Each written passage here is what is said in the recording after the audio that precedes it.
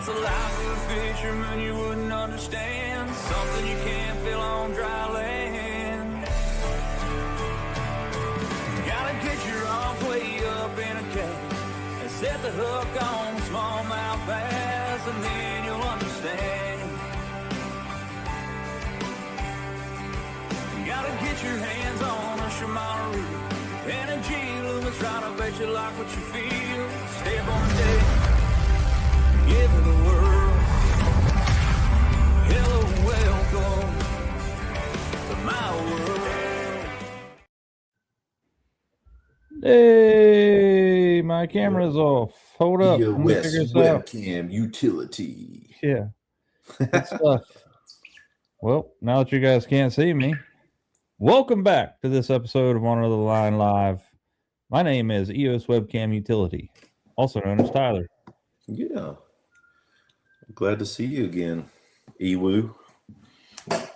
Yeah, I mean, I don't know what's up with my camera. I guess we'll have to give it a second. I might have to back out and come back in. And who knows? Oh, Larry went. I'm still back here. I'm still working on some stuff. What's up? up? What up, man? Thanks for joining us again tonight. Be right back. Yeah, stay on here. I'll be right back. Okay. We're pretty much shut down at the moment from a fishing standpoint. We've got a few inches of snow, and it's been in the 20s. Kind of makes it hard to get out there, but, you know, this time of year for me is definitely the time when we start cleaning things up, kind of coming out with the best reel and best rod combinations, which is something that honestly I always try to look forward to and always look forward to, even though it seems kind of mundane. I think we talked about this last week. Actually, a couple of people were talking about how they kind of look forward to it too, but I went ahead and I took off all of the leader line on my spinning setups and tied new leader line on there. So that part's done. I think I had like 8 spinning setups. I got to do that, and kind of starting on the casting setups. So let me know what you think about how long you keep your braid on your spinning reels. Gary Timberlake in the house. What's up, my man? Got a new addition to the On Another Line studio here in the Ohio location. Got me a new office chair here. Thanks to a friend of mine recommending this thing. It's weird, nothing to do with fishing, but there used to be an Office Max like 2 minutes for me. And, you know, I didn't realize, like, I didn't shop there often, so it's probably why it went out of business, because most people didn't shop there like daily, like Walmart or places like that. But I broke my office chair, well, it seems like a month ago, and I've been using this really low chair. That's been pretty crazy, but I found this one on Bed Bath & Beyond. This joker right here is like forward-facing sonar for bass fishermen. It has heat, massage, has a footrest, reclines at any angle. So I'm ready to rock and roll. I mean, I'm ready to go. Well, good. You might just have to take that with you everywhere you go.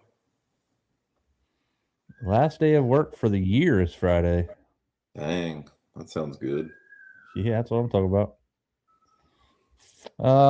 Braid every spinning years every 2 years. No, I'm kind of with you there, Casey. I've mentioned this before to you guys in the past, and maybe some of you guys out there watching, this might be something that you can kind of dive into. When you change braid on a spinning rod or even on a casting rod, I never just throw it away. What I will do, I usually get about 4 years out of braid, to be honest with you, for me, because what I'll do is I'll run it from the spool. Obviously, you're going to have backer on your reel, no matter if you're throwing a spinning rod or a casting rod. But if you run backer on there and you reel that, fresh braid from your spool or from your line spool onto your reel spool, you're practically only using half of that line. Even if you have the best casting reels on the planet, whether that be Shimano or Lew's or whatever you're throwing, and you're practically never getting to the bottom of that spool So you're really only using one half of that spool. So what I do is when I get down to about 2 years worth of braid use on those rods, I will just reel it from one reel onto the backer of another reel. So then you're going to use the back half of that line, which is not faded. It's not torn up. It doesn't have any line memory normally, because if you buy a really high quality braid like Super Slick V2 Power Pro, it's not going to have any kind of line memory like that. So you can get upwards of 4 years out of one spool of braid, and that's something I do every year. Saves me a lot of money, and I've never had a problem with it. Yeah, it's definitely. I think that's probably close to what I do, man. I think I keep it maybe 2 years, maybe 3. It's just if it's getting to the point where it looks kind of frayed. I mean, of course, that's when you do it. Like I had a couple casting setups that had like braid that was like super frayed and didn't feel good when you were casting it. I think that's part of it too. But yeah, a lot of times, honestly, Tyler, I probably put so much. I'll use mono on the bottom anyway, and I'll put maybe 2 long casts worth of braid on there, and that way it doesn't feel like a terrible thing whenever you're getting rid of your braid. Yeah, so this braid that's on this reel right here, and you probably can't see it too well because obviously my camera's a little farther away from you guys, but this braid right here has been on this line, it's been on this spool, I'm guessing 5 years. Like I would literally I would cut my hands in two if I tried to break this stuff. I mean, this is 40-pound Power Pro Super Slick V2. It's still as good as the first day that I put it on there. I will tell you though that one of the biggest things that I don't like about Power Pro, there's some of the collars that fade really well or fade really worse than others. I use moonshine a lot, which not because moonshine was actually developed for night fishing. It shows up a lot better under black light, etc., stuff like that. But it will, I like the really high vis. They used to have what was called a high vis yellow, which was even more yellow than the moonshine. Moonshine's kind of like a chartreuse color. They had a high vis yellow I really liked. I like that because when I'm like sight fishing, not really sight fishing, but like if I'm throwing a wacky rig or something like that and I want to see a fish hit it, it gives me that opportunity to see that braid on top of the water. So as it fades, that's when, again, I will just, when it gets too faded for me, I'll just reel it onto another reel and you got another spool there because that second half of your line is not faded from the sun. It's not faded from water. I think next year I'm still going to go with Power Pro Super Slick V2, but I think I might switch to the red color and see how it does. Man, I just bought a big spool of it and I went straight army green because I want to use one big thing for punching I mean, this is talking about casting. This is 50 pound. For spinning, I think I have a pretty good size thing left of 15 pound, and it might be in that moonshine color actually. So I like that color a lot. I think that being able to see it to me is a little bit bigger of a deal for your top water and for spinning setups, but like for the other punching, I want like a dark green black color. So this is something else I'm looking into next year. This is Power Pro Depth Hunter. About 5 years ago, I was at at ICAST, and I actually talked to the guy who owned Power Pro. My mind is blank right now. Conrad, I think is his name. But I talked to the fellow that was like the man in charge with Power Pro, and I was telling him, I asked him why they got rid of the high vis yellow, and his idea was that it faded too much, and they were looking for other options. And he asked me why I used the high vis yellow anyway when I was bass fishing, and I told him that most of the time it's on a spinning rod so I can see it. And he said, "Have you tried Depth Hunter?" And I was like, "Never heard of it." He said, "Well, it's a pretty cool deal." He said, "They don't make it in Super Slick, which kind of sucks, but this stuff changes color from 5 different colors every 100 feet.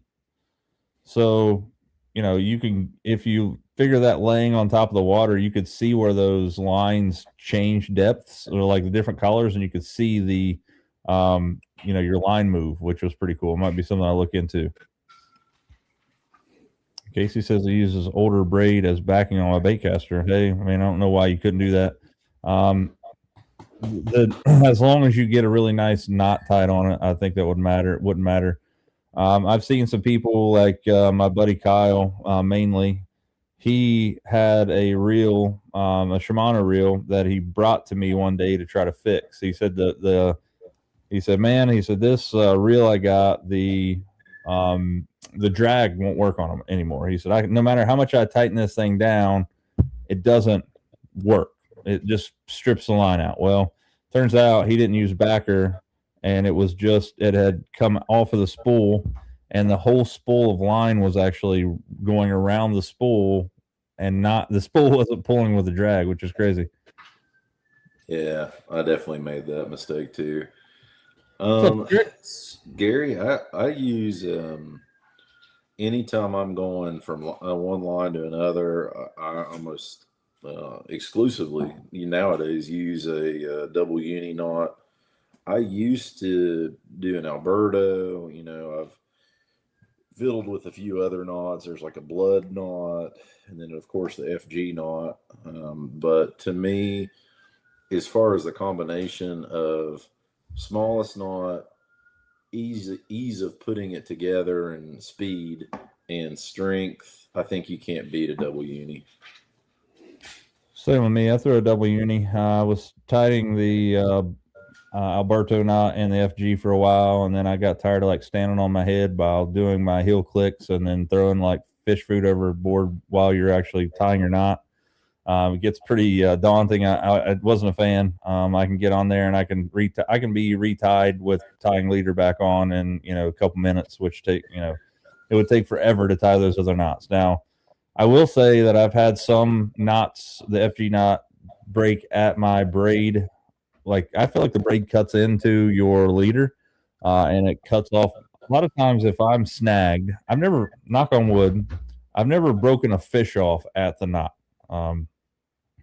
If I'm snagged, I will tell you that 9 times out of 10, though, with that double unit, the uni, I have my line snap right at that knot, usually on the fluorocarbon side. I guess Ace was bored. He wanted out. Ready to get my boat carpeted? I guess. We'll do it. It's actually not bad right now. It needs clean, but I'll tell you what I do need to do. My next project on the boat.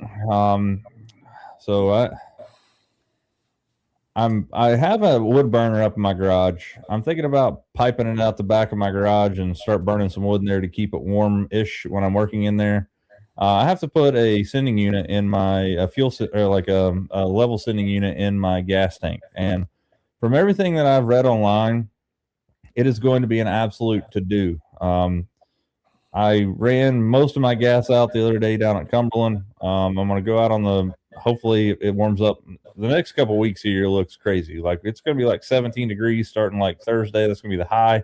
Like, we're looking at like 6 to 8 inches of snow throughout the weekend. It's going to suck. But the deal is that the fuel sending unit that's in my boat, and really the only thing it's doing is sending the value of the gas tank, how much fuel I have in my gas tank right now. It doesn't work. It worked fine up until this summer, and I saw it kind of glitching out, and it's just one of the analog things. And then all of a sudden I was running around the lake, and it went from 3/4 or close to full down to nothing, and it's never worked since then this summer.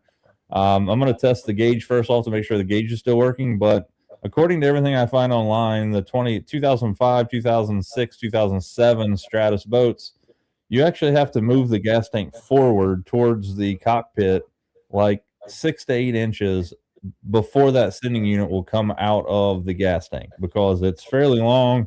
It's got like a 50-some gallon tank in it, or 35-gallon tank, I think. Whatever it is, it's a lot, 40-some, I can't remember. But the sending unit is too big to fit up through where it's at now. You can't twist it and get it out of there. It has to come straight out. And in order to do that, you got to take the straps off the tank and you got to move it forward.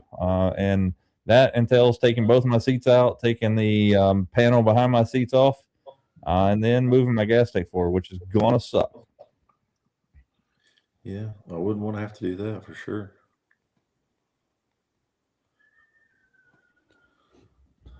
Could be worse. We were just talking about this past show, things we get for Christmas, and we talked about the NOCO battery chargers. They're great. The battery packs, I've always had great luck with them. I bought a, I think it's a X10 4-bank battery charger for my boat, NOCO brand, this past spring. I think I bought it in March or April. It's already bad, so I guess it's the way it goes. So I gotta contact them, send that thing back. According to what I read online, it does have a 3-year warranty, so I'm not super worried about that. But hopefully, I mean, I'm glad it broke now in the wintertime when I can't use it as much. This is summertime, so hopefully I get that thing fixed up. Somebody at the clinic the other day had to have their car jumped, and I didn't have one of those in my truck, and I was like, dang, I need to get one of those for my truck too. That's bad. I didn't even have cables. I was kind of embarrassed, but anyhow, somebody. Yeah, they're definitely worth the money for sure. For $100 you can get a really nice NOCO, and that will start a diesel truck. So you can start anything you got. Yeah, for sure. You got a couple weeks here coming up before Christmas. It's going to be. It's weird, man. The older you get, faster time flies. Seems like we were just now talking about like Easter and me going on the trip that I went out west, and then now here we are on Christmas, which is crazy. Casey says, "What are your guys' weaknesses and strengths, like tech wise?" So I was just talking about this to a buddy of mine. First off, there is a great deal. You guys are right now looking at a upgrading any kind of graphs or any kind of things like that. Jared Caesar, who's a friend of the show, we've had him on a couple times, has a great deal on a Solix 15. It's brand new in the box, has all the transducers, all the wires, everything you need to hook it up. It's a Solix 15 Gen 3, which is not made anymore. They stopped making them when they started making the Explorer. I paid, and I got a great deal on it when I bought it. I paid $3,000 out the door for mine. Actually, I paid $3,000 plus tax, so I paid like $3,200 for mine. They're normally like $3,800. And he has one brand new in the box for $2,200. That's a pretty good deal. If you're interested, look him up. Jared Caesar, you can get a hold of me. But I think my biggest, my weakness right now with technology wise is that I have a lot of technology and I'm not the greatest at using it. I'm a technology guy by trade, guys. I teach computer technology. Like I understand the technology and I understand what's going on, but like if I'm side scanning on my Humminbird, I can see a stump or I can see a brush pile or what have you. I can mark that and I can go back and fish those. I'm 100% okay at doing that. I don't know what fish look like on side scan. That's one of the biggest issues for me is like you see some of them, like you go down in Cumberland and places like that, or maybe down in Kentucky Lake, and you can see fish on people's side scan. Now, I have seen some big fish. Like I've seen some giants. When I was down at Lake Fork, me and Dusty it was super dead one day. We couldn't find any fish to bite. So we just started side scanning and trying to find some fish in schools. We were going to try to live scope them, and I saw some fish on the graph that I could tell were definitely fish. So I marked them, came back and fished for them. Turns out I ended up snagging one of them, and it was about a 30-pound carp. So it was big. It was big. So, I mean, bass, I don't know. I mean, everybody talks about, like, shadows, and you can see these shadows and all this stuff. I'm going to see if I can find some images that people see here. Yeah, I think for me, Casey, I think he's asking technique-wise, actually. But as far as tech goes, I mean, I would have to agree. I feel like trusting what I'm seeing, like, okay, I don't see anything on LiveScope, but I'm going to make a couple casts just in case there's something there that I can't see. I feel like I know a lot of my buddies just go and if they go in there and they don't see a fish, they leave. And I mean, that makes it probably kills a lot of water for people too. So I wish I could trust my instincts a little bit more. As far as technique goes, man, I mean, I don't think this will surprise anybody. Like, I have more confidence in a drop shot than any other bait. I just feel like when times are really tough and I can't get a fish to bite anything, I'm going to be going to a drop shot because I feel like it's the most natural. It's obviously super finesse, and you can catch largemouth or smallmouth on it. But I mean, I know it's known very much as a smallmouth technique, but to me, I mean, a drop shot will catch fish 12 months out of the year. Yeah. As far as techniques that my weakness as far as techniques go is, and it's really not, well, I mean, I'll start here. This is not really what you're asking, but my biggest technique or my flaw right now is throwing the same baits that I have confidence in and day out and not changing. Like, for example, went down to Lake Cumberland a couple weeks ago. I talked about this before on the show. Went down there, fished Shimano Owners Tournament on Friday. I went down there and pre-fished. I didn't stay in the same area and wreck fish all day. So I understand, like, you swarm out a bunch of fish, probably pretty good chance you're not catching them the next day. But I was throwing that Rayburn Red Type R Little John, which, by the way, if you guys missed that deal last week, you guys freaking missed out. Where they were on sale for $4.65 a piece. Normally they're like $16. But I threw a crankbait all day on Friday, and I'm talking about absolutely wrecked them. I probably had 17 pounds on my best 5. Really good day. Every bank that I pulled up on that looked similar to what I was fishing, I caught fish, and they were big, which is great. I was like, this is great, man. It was an awesome deal. Ran down there on Saturday. Better conditions to catch fish, in my opinion. It was overcast. The wind was ripping, though. The only thing that really was different was the wind was blowing like 25 to 30 mile an hour. I mean, it was brutal at some points. But I threw that crankbait for a better part of about 3 hours. Well, I'd say 2 hours, 2.5 hours before I even picked up another bait. I was like trying to force feed him that bait. And I think, next year I'm going to really work on trying to have not really, I don't want like an alarm clock going off in my pocket telling me when to switch baits, but, fishing areas that I feel like should hold fish and you're fishing the exact same bait and you're not getting bit, the deal is for me is I want to try to keep, getting a little better to switch baits on a more ample time frame. And I think my technique right now that I need to work on is probably going to be throwing a chatterbait. I just don't have confidence in a chatterbait, which is weird because I've caught the biggest fish in my lifetime on a chatterbait. But it's just, I would much rather be throwing a spinner bait if I'm throwing something in that realm of baits. I just have way more confidence in a spinner bait. But I've not caught the quality fish on a spinner bait that I have a chatterbait, which you'd think I would have more confidence in, but that's one of the things I got to work on for sure. Yeah, as far as weaknesses, I would definitely say that throwing big baits and trusting and being confident in big baits like glide baits and having faith in those, to me, like, I feel like I almost force Tyler to throw a chatterbait when we're fishing together, because I'm like, look at this, buddy. But I love throwing a chatterbait. That's definitely something I have confidence in. So I think it's just, right time, right place. And to me, I know this is something that we've talked about a million times in what's the most overrated bait, and something that I feel like I don't have confidence in, and is probably one of my weakness, is just throwing a Senko. Like, I do not have confidence in a Senko, whereas everybody else in the world is like, oh yeah, when things are hard, that's what I grab. And to me, it's a drop shot. It's not a Senko. I feel like I've thrown a Senko a ton, and whether it's wacky rigged or, tech weightless and Texas rigged, I just don't have any faith in it.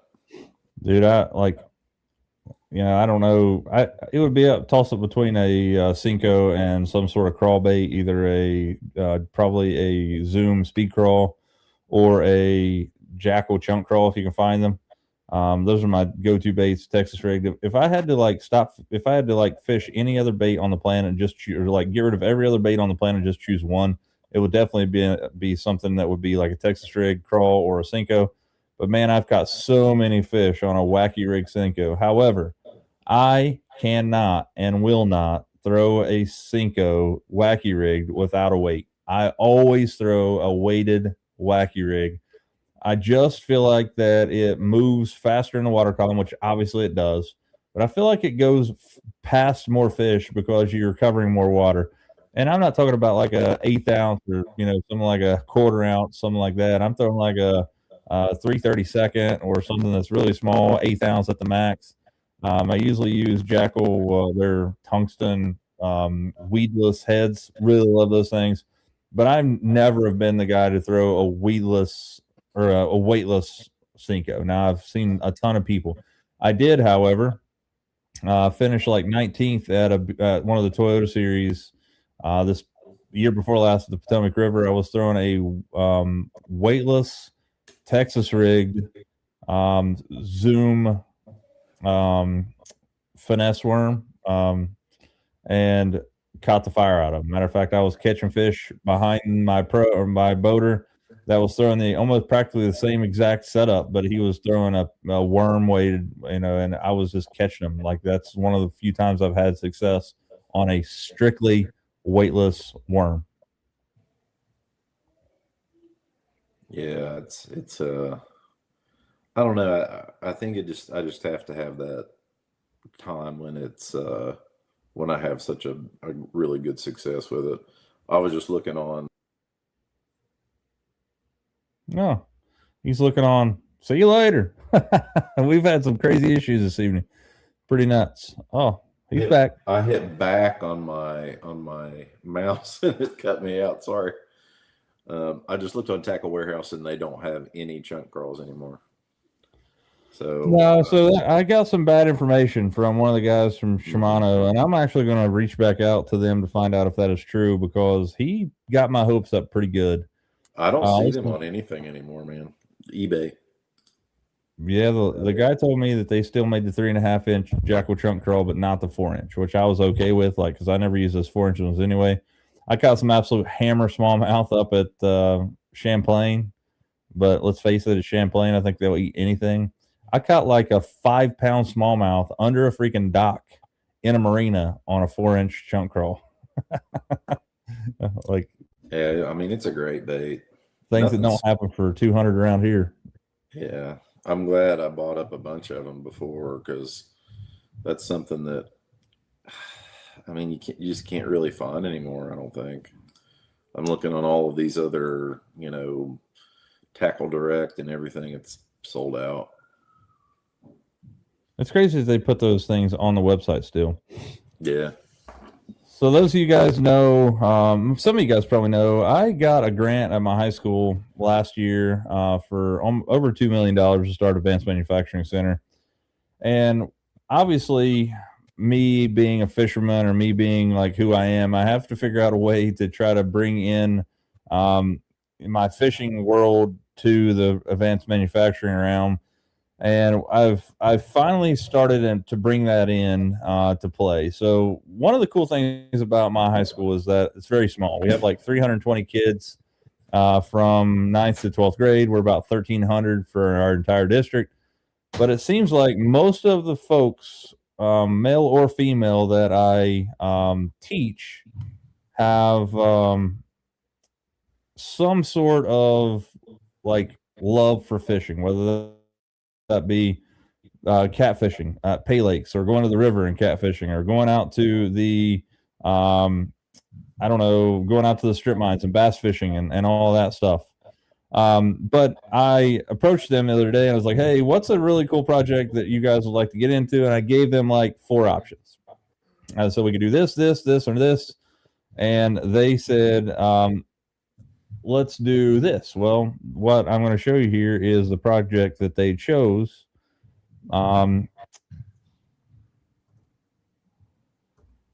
and that is a Cinco mold. So this is something that I designed in Fusion 360.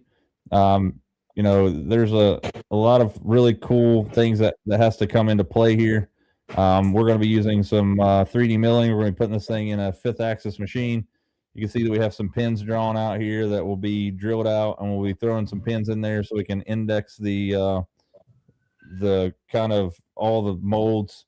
This is a 4-inch Cinco mold, and the great thing about this is that kids can really dive into this any way they want to. I designed this Cinco, showed them how to make it.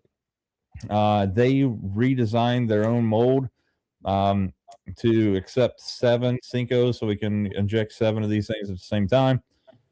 But the greatest thing about this is that when my students saw the ability to make this mold out of aluminum using the same stuff that we've done already, their eyes perked up in a way that I've never seen them do this before. The fact that they were like, can we make other baits? I was like, absolutely. Here's how you do it. The exact same way we're doing this right here.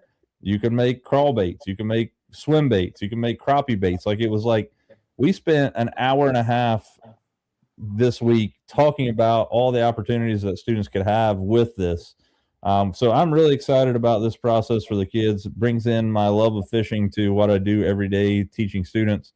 Again, students will throw this in. We were lucky enough to get some really high-tech CNC machines so they can throw this in there, put the required tooling in there, and then mill this out. We will then grab some clamps, clamp it together, and we will injection mold some Cincos at school, which I'm super pumped about. Like, it's one of the, it brings me to work every day with a smile on my face, knowing that, the kids are going to be, one, having the ability to make these things, but two, bringing the love of fishing to the kids learning and create a sustainability for them to try to understand how manufacturing works within the fishing realm and stuff like this. So this is a 6 or 7 cavity 4-inch Cinco mold. Call it a stick bait. We can't really call it a Cinco, but you guys get the drift. Stinko. The old Stinko. Yeah, you got to make it really stink with that name. Actually, I think, as I recall, there's a Slinko, which I think that there used to be a Yamamoto. There used to be a Sluggo. There's a Sluggo. Those things are sweet. I don't know if they make those anymore. El Ray said weightless zoom magnum trick worm. So I said a finesse worm earlier. When I caught those fish at the Potomac, it was actually on a trick worm, not a magnum. But those worms are freaking sweet. I love them. Oh man, you can't beat a trick worm on a shaky head. That's my favorite. There's another worm that I like throwing on a shaky head for one, but wacky rig also. The Jackal Flick Shake is freaking phenomenal, man. It's like it's molded in an S, which you don't see until you get it out of there, and it actually has some crazy action underwater. Definitely something that I would recommend throwing in a wacky rig. I like them on a shaky head as well.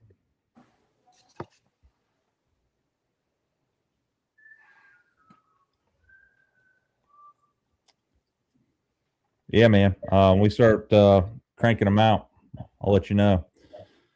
And that's a cool thing. Like I said, it's a project that I don't see. You don't see it often. But I'm telling you, man, my kids were freaking like, this is the coolest thing ever. And like, we went on a field trip today to 2 manufacturing sites local here, which is, first off, they were awesome to us. It was XCal Tools in South Point and Engineered Profiles in Hanging Rock, and they were awesome to us. But one of my kids was like, we were at this machine shop and they were talking about the machines, and this kid was asking questions, and the guy was like, can you make fishing bait molds with these machines? And the guy kind of double take, and he's like, well, yeah, I assume. I was like, then I had to tell him the whole story, and they were like, yeah, that's like one of the coolest things ever. Have these kids making some baits. I'm not kidding you. I got some really good kids in that class. It might be like that Steve Parks guy or whatever that designs all the Rage stuff. These kids might be the next whodunit. You never know. What's your school mascot? The Hornet right here. That's what I thought it might be. So maybe you should name him after that, and you can have a whole, bait company out of how they make it, and Hornet Baits or whatever. Hornet's Nest. Yeah. So I got corrected on that the other day on a live stream. They're like, a Hornet has a hive, not a nest. It's like, get out of here. Wow. Right. No. Genius. So what do I do the hive live? I was like, this. And they were like, it has a nest, not a hive. I was like, it's just get out of here. And they Lightning. They did change the flick shake a little bit. They made it. There used to be a worm that was called the Nico Flick Shake, or the Nico Flick, I think is what it's called. It was a flick shake, but it had a bigger head on it. They did change the flick shake a little bit. Still a great bag, worms to have in your bag for sure. I definitely would recommend buying. I got them in every collar. I tell you what, one that actually gets overlooked a lot is the cinnamon collar. I catch the fire out of fish on that cinnamon collar. Down cinnamon.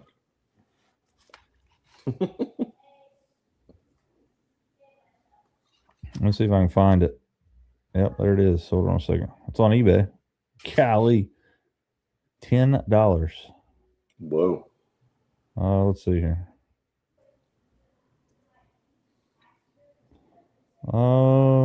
This is the old style flick shake, but this is that cinnamon collar.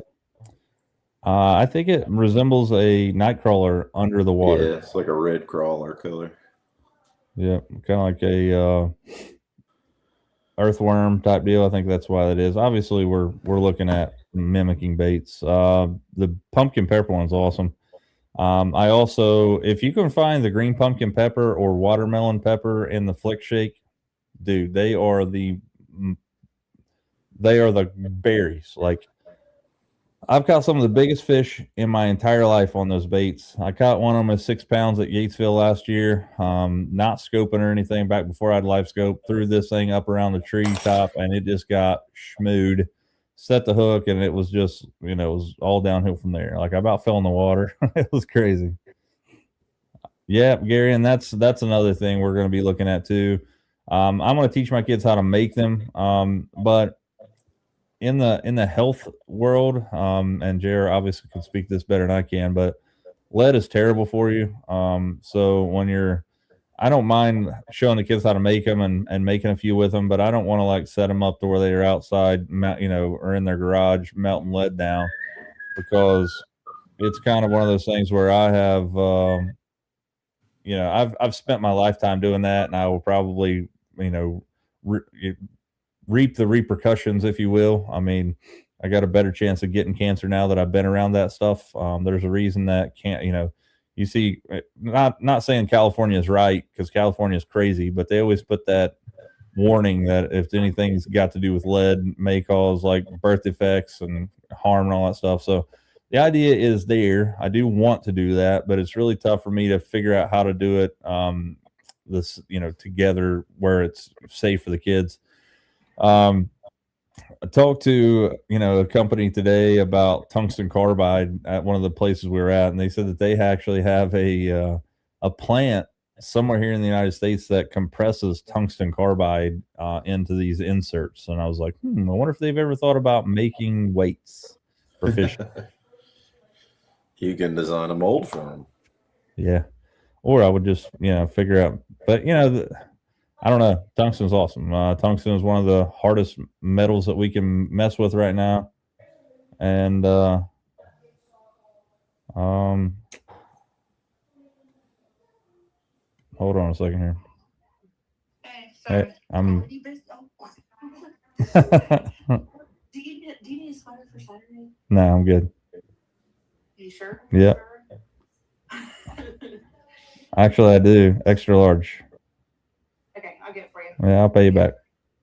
That's good. All right. Well. Bye. All right. Sorry.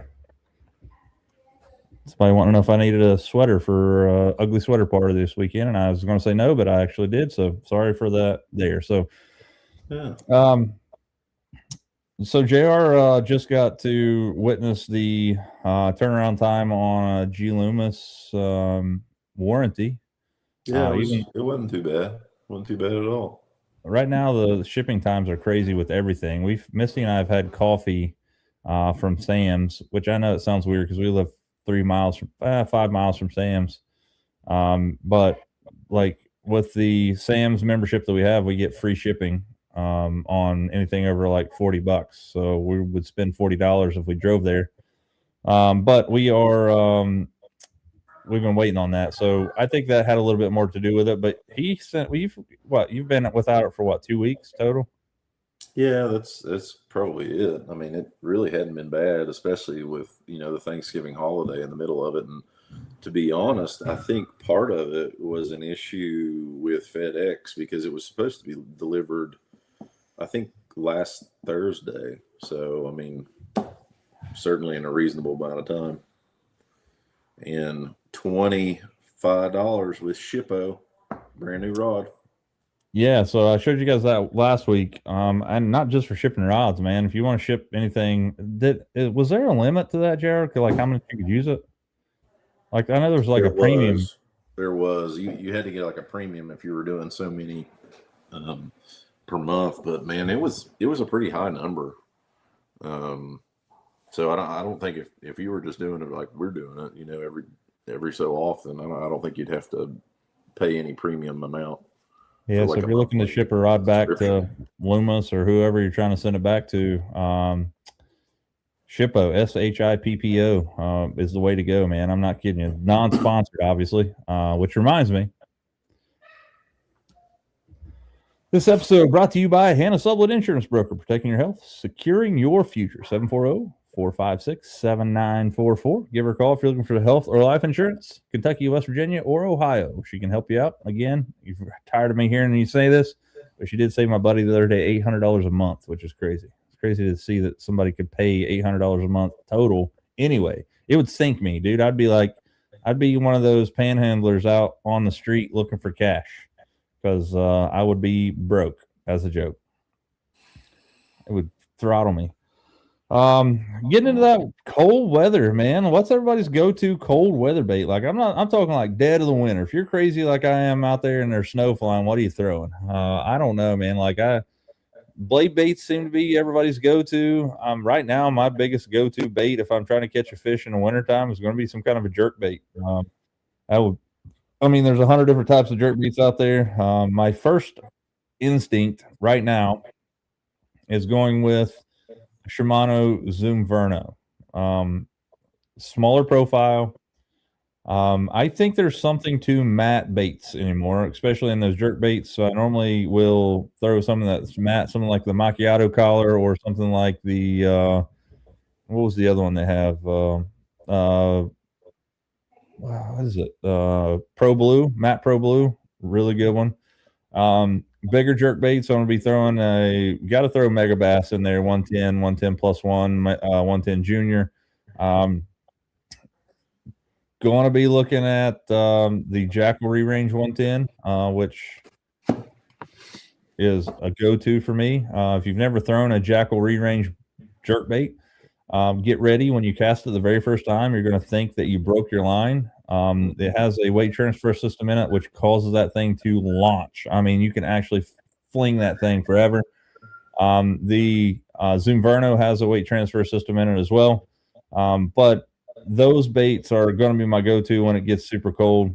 Either that, some sort of big mop jig. And I love a big jig in the wintertime, like 3/4 ounce, biggest skirt I can get a hold of. And I'm throwing some kind of big trailer, well, fairly big, like a Zoom speed crawl, something like that.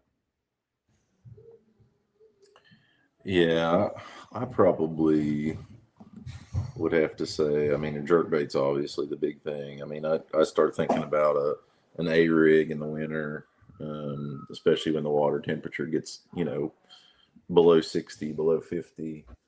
Blade bait's hard to beat. You can catch just about anything. You'll catch one fish and it'll be a crappie. Next fish will be a catfish, and the one after that will be a bass. So it's pretty fun. But I don't know. I feel like I've kind of honed in on the jerk baits I like now. I'd say I probably have 4 or 5 brands, and that is about it that I'll go to. with, you know, the Megabass, Zimverno. I do like the Berkeley one. I mean, I think they pretty much made the exact copy of the Megabass, and I mean they've got some nice colors. It's got good action, and then, you know, I haven't been throwing the re-range very much, but that's probably the jerkbait that I, you know, kind of learned how to throw a jerkbait on, and I should probably go back to grabbing those. They're great baits. Yeah, I think that's. I mean, you're kind of. I mean, I think you're probably worse off than I am about having so many baits to throw. But like, at what point is enough? You know, what point is the baits that you have enough? I Hmm. got like 75,000 baits in my boat, and I'm gonna throw the same 10 every day. Hmm. No, no doubt about it. Want to try out the new ones, and I don't know. I'm a bait addict for sure. Rattle I trap, love man. learning all the new ones. Lightning. If you're talking about those small jerk baits, you definitely look into that Zoom Verno, man. It is like perfect. What is it? 95 millimeters, I think. 10 to 15-second pauses. And I say this all the time, but it's one of the greatest things, man. I watched Mark Zona on a show one time. I think it was him, well, obviously him and somebody else. I think it was Mark Menendez or somebody. They were fishing this warm water lake. The water was super warm. And he said that they were, the pauses would be, at least like, I'm talking long, man. I'm talking like jerk, jerk, check your email, like that long. I was like, that's classic. And that's something I have to do. Uh, yeah, you're right, man. Uh, for sure. I mean, I just tell Misty to think of them as shoes, right? On my fishing rods, she's like, "How come you need another fishing rod? You got 35. Just think of them as shoes, honey. Everything's fine. It's fine." Freeloader's an awesome bait too. Man, like, Every size now. yeah, they're all good. Um, the new, I tell you what, something that kind of gets slept on too is that Mayer, the smaller swim bait from Rapala. Hmm. It's pretty Yeah, good. I like it a lot. it's Um, pretty. It's definitely sturdier than the Kitex. I mean, it's kind of a good combination of, or in between a Kitech and like the old Storm ones, which makes sense because that's what um, what's his face used to be sponsored by was Storm. So I think he probably used a little bit of that too. Wheeler. Hold on a second. I want to show you guys something that was brought to my attention the other day, and JR Yeah, and I were larger talking. shad, like lining. Yeah, that's a good swim bait.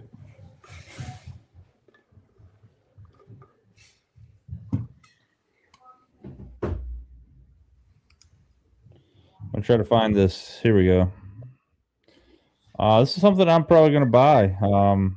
And it was actually recommended to me by a buddy of mine that's also a YouTuber.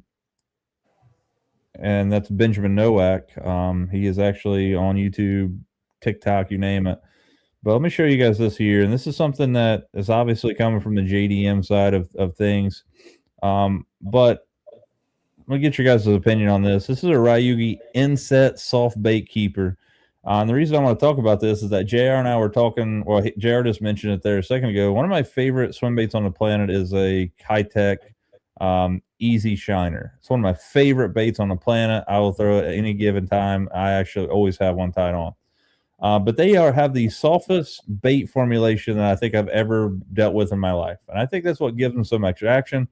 But this actually gives you a way to lock this thing into place on your swim bait head. Now, this would be great for forward facing sonar. This would be great for, like, I think you could probably do it on like a Sujin head for something like Picasso or something like that. You could see areas like this. But I think this is a really cool deal. They come in small and medium. I think the medium is what he used most. So that small is going to be something very small. But this is a pretty cool way that kind of gets rid of that super glue action. But I just don't know how well they would stay on there. I would have to buy some to see how stout they are and all that stuff.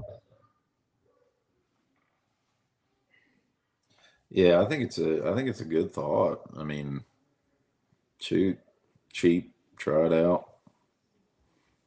I may have some on order. Do you? Yeah.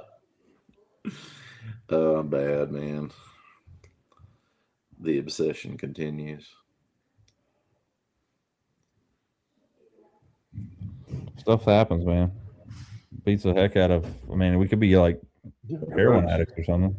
Yeah. Let's see. Storm Largo Shad. I have never used them. I think JR has them. Yeah, that's the one that we were talking about. The mayor's kind of a good in between the Storm Largo Shad and a Kitech. That's a good bait, Lightning. I've got quite a few of them. Red Eye Shad, great idea. So when it comes to lipless crankbaits, as JR mentioned earlier, he has several brands of jerk baits. I have several brands of lipless crankbaits that I switch back and forth between. Like I will throw the original Bill Lewis rattle trap. That's one of my favorites. Still catches fish, man. It still absolutely catches fish. Red Eye Shad is probably my second favorite, or somewhere in there, and then close third, or somewhere right there in the second area is going to be, there's not a whole lot of people that throw them, but that's the Jackal lipless crankbait. It's my favorite one. The TN60, something like that. They just have I think the lead shot or whatever, could probably tungsten shot and those things. It has a tungsten face on it, which allows the bait to set in the water and have that action. But the BBs inside the TN60s or the TN50s, whatever side you're throwing, they seem to be a lot smaller. They're definitely smaller than like the One Knock or even the KVD Red Eye Shad. They just have a real distinct vibration sound to them. And I've caught a ton of fish on them. The Summer Crawl, I think it's called, the red one is freaking phenomenal. They have one that's like a sexy shad collar. It's shad with a chartreuse lateral line. Really like that one as well. But you can cast those things a freaking mile. And I think that in the springtime or in the wintertime right now, if you can find some fish that are active and chasing, the great thing about a lipless crankbait is you can freaking cover some water. No doubt about it, man. Great for, grass fisheries. Texas, it was so nice. Lightning, that Nico hack is awesome. I love that thing. I use the Nico hack all the time. I've got that on a rod I just set up for my Nico rig, actually. So run that by me. What is that? So it's basically a little piece of plastic that you shove through the worm. The end of it has kind of a little foot plate. The foot plate sits in the worm, and you put your hook through the other side so that it keeps the plastic on for the Nico. It works great. So it basically takes a spot of a rubber band or your but it stays better. I don't know. It's originally made for the like the bellows. Bellows gill. Yeah. But yeah, so that's one thing, Tony, that I'm going to dive into this year, the panorama. Like, there's been so many big fish caught on it that I can't not. JR has some, and have you ever thrown them? Yeah, I've thrown it. I've never had much luck with it. I don't know if it's super flat, so that makes it a little bit tricky. I've thrown on a drop shot.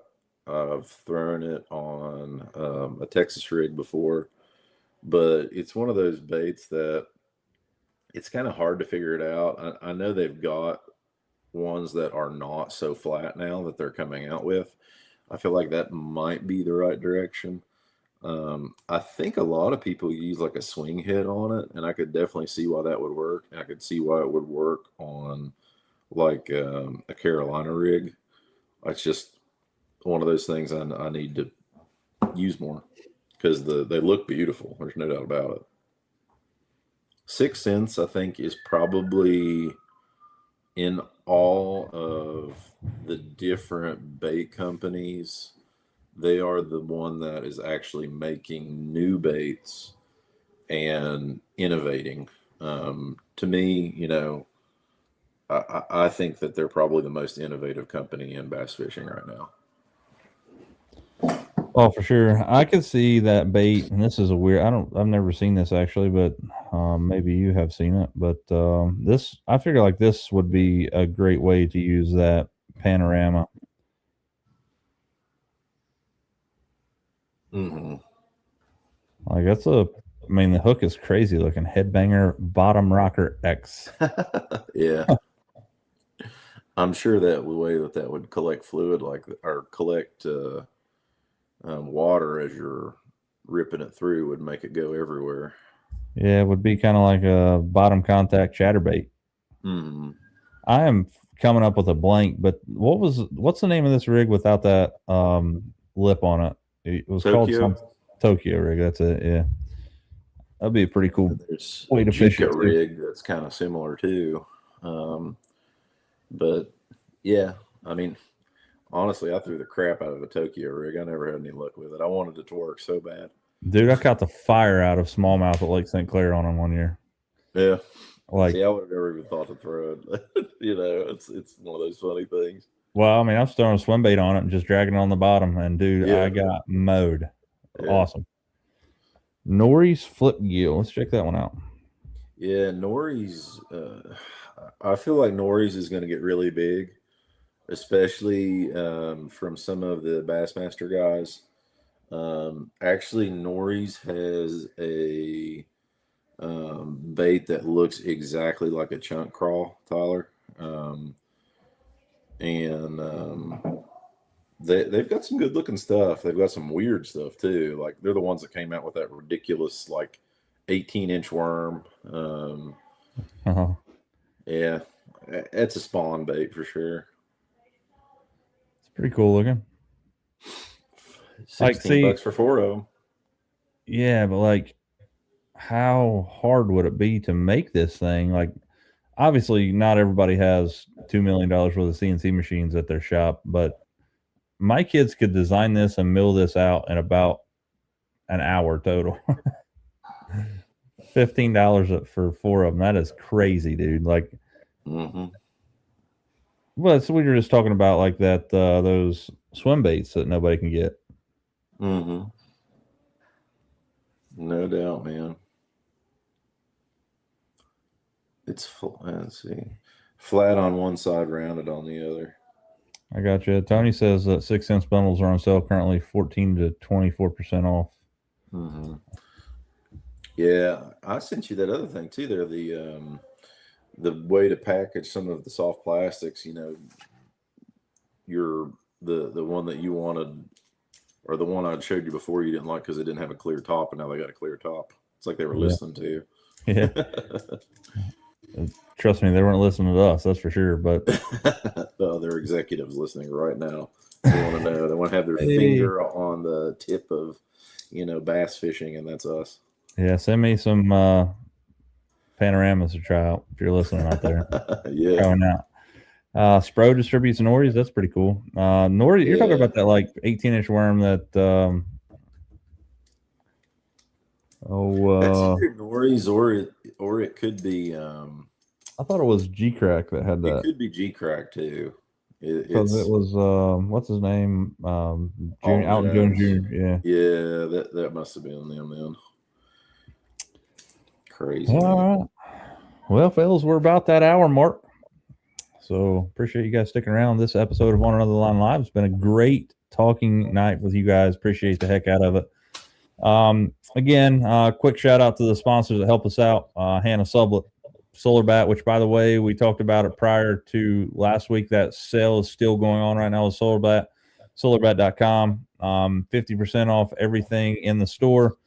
You get a free pair of safety glasses, and now they're actually sweetening the pot, and you will get I think it's a drawstring bag with those things for free. Really good deal. No code needed, but if you use the code T Waller, T Waller, I believe it is, or Tyler W. I think it's Tyler W. I think mine's just JRW, 3 letters. Yeah. So maybe it's TW. Yeah, no, mine's Tyler W. But that promo code will save you shipping. You'll get free shipping. So 50% off a set of solar bats plus free shipping. You can't beat that. Pretty good deal. Gil, and I can't say enough about Gil this year, to be honest with you guys. They came on board with me through Borders and through Drew Sadler. They were looking for some people to push some of their products, and personally, I had never worn Gil ever in my life. They asked me if I would be interested in trying to give them an idea of what they thought they could improve on. So I was like, absolutely. So they sent me a Meridian X rain jacket or bibs and rain suit. Amazing. I've absolutely loved that thing. Really great quality. But recently I've picked up a couple things, and then JR picked up some gloves as well. Let him talk about those. But I picked up two Meridian hoodies, and they're similar to the Reaper hoodie that AFCO makes, but they're about half as thick. I feel like they would be really good in the spring, early winter. You're probably not going to want to strap that thing on and go out in the snow. It is very warm though. For what I'm saying is it's like a mid-weight Reaper. Has the same gator, the gator that the Reaper has. One thing I really like about that hoodie though is that you can take the gator out if you don't want it, and it also has a zipper pocket in the front of it so you can put your cell phone or what have you in there. What gloves did you get from there the other day? So they have a pair of, waterproof gloves. And I got those at Borders. They feel great. I mean, they're kind of equivalent to the ones that you have. They're really tight fitting. I'm definitely going to test them out and see if they, get my hands wet, because that's I like that they're a little bit longer to kind of prevent you from getting soaked, and we'll try it out. They feel really good. Yeah, I mean, everything I've had from Gil so far has been amazing. I'm looking forward to get my hands on some more stuff. First off, I will tell you, I bought the Meridian hoodies. They were not given to me, so this is not a totally sponsored spiel here. Obviously, it goes without saying, Malone's Marine, Border Sporting Goods, those guys help us out anytime we need some help. We need some baits, we go to Borders. We need something done with our boats, straight to Marines we get, or Malone's Marine we go. Yeah, Malone's and Tyler and Chris, they did a great job. I had them go ahead and do a little quick upgrade on my boat, and they make it so easy, and they're certainly the most reasonably priced of anywhere that I've ever seen. I've had bad experiences at other dealers, and they really take care of me. I mean, I can call Tyler and he'll say, "Yeah, come on over." Yeah. Thanks, Fred. Appreciate it, man. Thanks for joining us all the time. Here you go, Jared. Need some tackle boxes. Evolution has their 40% off with the code Santa. Appreciate it. Thanks. Evolution. That's cool. We'll keep the Christmas discounts coming. I definitely am always looking for that. So for sure. All right, guys. So again, thanks for sticking around with us for this hour of talking fishing. Appreciate it. It's getting close to Christmas time, and we may actually do next week and then probably push through the first of the year off. That way everybody gets some time. Then we'll pick back up the first of the year, because this time of the year is crazy for everybody. But so we'll be live next week on Tuesday, same time. So I like the 7:30 time frame a little better, as opposed to just getting on right now. I would just feel like when the weather changes and the time changes, it just kills me. As soon as it gets dark at 5:30, I'm over. Yeah, man. It's we're almost to the point where the days start to get longer. That makes it a little bit better. I'm ready for that. Yeah, I'll be traveling to a few fishing shows soon. I usually go to the Charleston Fishing Expo, which is close to us, and then I might go to the Columbus one. I've been wanting to go there for a while. Man. I'd love to. We should go to the Columbus one. We could go up there and see what's up. Go up and see our buddy Jesse at Blue Rock, pick up some stuff up there. He's always there. A ton of stuff in there. But yeah, that's coming up soon. If we're gonna go hang around, mingle around, we won't obviously be at any. Actually, if you're in my area, I will probably try to set up my fishing bait stuff, buzz baits, spinner baits, jigs, and stuff at the the Spring Valley They have a tackle swap out there. I done pretty well last year. Sold way more baits than I thought. Matter of fact, I almost sold out. So double up what I take out there. But if you're looking to get your hands on a Firebird buzz bait, some jigs or spinner baits that I make, that would be the great place to do it. And who knows, man? Maybe between now and then, what is it? Maybe a Stinko. Maybe a Stinko. But on top of that, you might see a new jig mold, man. Maybe I'll throw out another forward-facing sonar head, one that doesn't catch fish. Yeah, Fred, I love that, man. Raleigh Fishing Show. It depends on where I'm. East, so we see East Tennessee. I've heard about that one, dude. It's hard to say. January is a Raleigh Fishing Show. If my buddy is still down there in Raleigh at that time, it might be an opportunity for me to travel down there. Yeah, Fred, I'd love that, man. We'll definitely keep you involved if we're up there in the Columbus show. Love to see you guys, man. Put a face to a name. So, guys, if you guys can, you guys know what to do. We're at that hour mark. So, if you can, I know it's going to be cold, but get out there and lean on them. We'll see you next time on another line. See y'all. Thank you for tuning in to this episode of On Another Line Live. We truly appreciate your support, and we couldn't do it without all the amazing folks at home watching week after week. A big thank you goes out to our sponsors, who help make this show possible. Malone's Marine, Borders Sporting Goods, Solar Bat Sunglasses, Picasso Lures, Shimano, and Columbia Sportswear. Their partnership allows us to keep bringing you the content you love. We'll see you next time on Another Line. Until then, get out there and lean on them.